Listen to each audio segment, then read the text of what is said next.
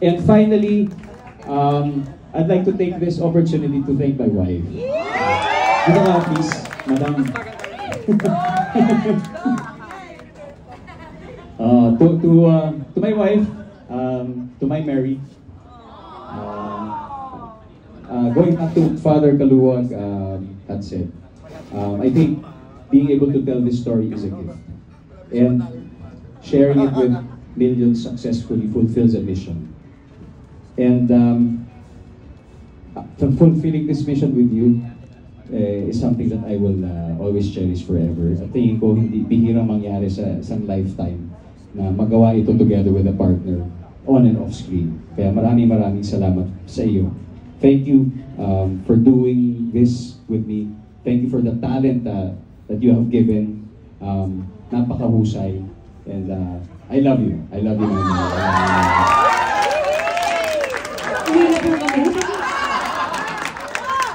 Pero hindi, isa pa na lang, bilang panghuli, gusto ko sana magpasalamat sa pamilya ng lahat ng tao dito. Kasi pinahiram nila kayo sa amin, sa proyektong ito, sa isang napakahalagang panahon.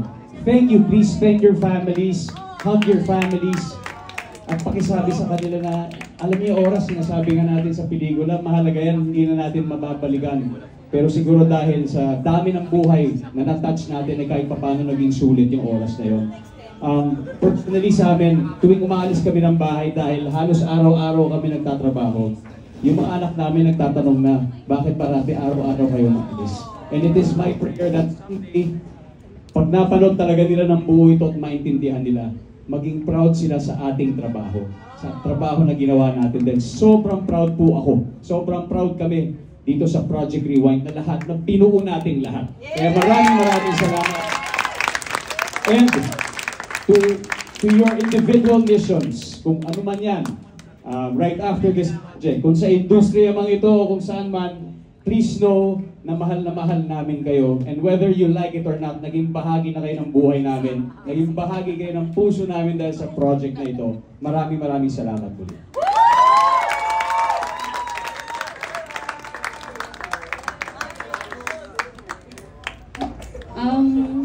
Di ko alam talaga kung paano ako magsisimula, pero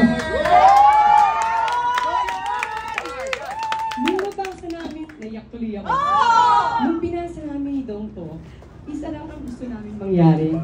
Siguro bonus na lang na ito yung figure, ito yung nakuha natin, but isa lang yung gusto namin mangyari nito. Nung nabasa namin yung script, alam namin na maraming pinagdaanan yung mga tao ng pandemya.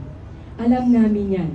Kaya sabi namin nito, sana gawin tayong instrumento ng Panginoon para kapag napanood nila yung pelikula, merong matouch sa puso nila na magbago o mas pagbutihin pa nila, mas mahalin pa nila yung mga taong nakapaligid sa kanila. Yun lang sabi namin nito, Lord, kahit yun lang, yung message na ito, maikalat namin sa tao. Pero sabi ko nga kayo, grabe talaga kapag si Lord yung naging driver ng buhay mo.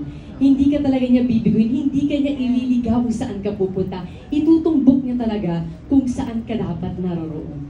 So sabi ko nga, maraming salamat sa inyo sa pagtitiwala sa akin.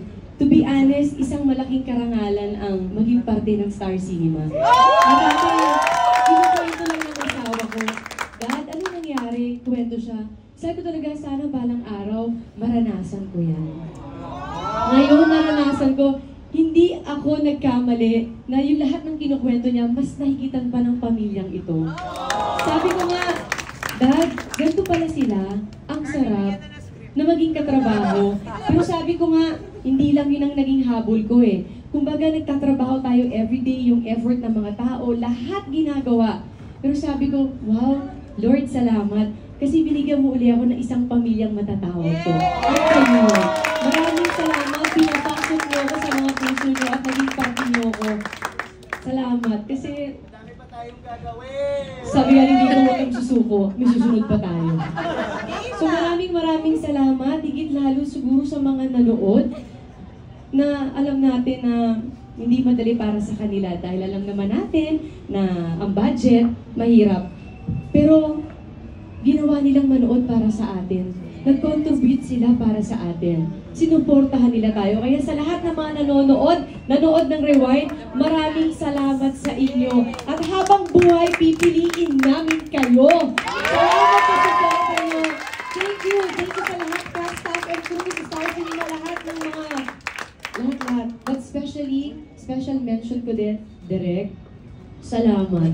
Kasi sabi ko nga, natatakot ako kapag hindi ko kilala yung director. Pero si Direk may inopen niya yung puso niya at binigyan niya ako ng pagkakataon na in-explore ko kung sino ba talaga si Mary. At sabi nga ng asawa ko, kapag naliligaw kami, Direk, paano ba ito? Walang dalawang isip, isisit down ka niya, kakausapin ka niya, ibibigay niya sa'yo ang nararapat na pakiramdam para ma-deliver mo ng tama yung character. Direk, salamat ng marami sa'yo. Sabi ko nga, anak mo na ako ha? Nanay mo din ako. So, win-win tayong dalawa. And of course, sabi ko na, ito na ang last ko. Akala niya siya lang. Hindi ko magagawa yung character ni Mary na hindi talaga si Tom yung partner ko. Si Tom yung talagang nag-cheer sa akin na kaya kong gawin yung mga bagay-bagay. Kasi nung ginagawa ko to, natatakot ako. Sabi ko parang, baka hindi ko magampanan si Mary kasi natatakot ako sa expectation ng lahat ng tao. Kasi after 13 years, bumalik ako para magtrabaho. So hindi ko alam kung ano ba yung ilaw, nasa ba yung angulo ko, anong akit ba yung gagawin ko. So lahat halo-halong emotion. Pero nandyan siya sa likod ko, sinasabi niya sa akin, nandito ako, susuportahan kita at naniniwala ako sa'yo. So, sa lahat ng ginawa namin, simula umpisa sa pelikula hanggang dulo, nandun siya, actually acting coach ko siya dito, to reveal. Nandun siya para i-acting ako, nanonood siya sa akin, nakikita niya kung anong ginagawa ko. Pag tama yung ginagawa ko, parang nga siyang teacher, good job, Mary. So may pagano'n siya sa akin. So dahil maraming salamat, hindi ko magagawa si Mary kung hindi ikaw ang partner ko. Kung ano mang tagumpay meron ako, lahat din para sa'yo. Sabi ko nga, ikaw ang binigay ni Lord sa akin. Napagpapasalamat ko. So I love you.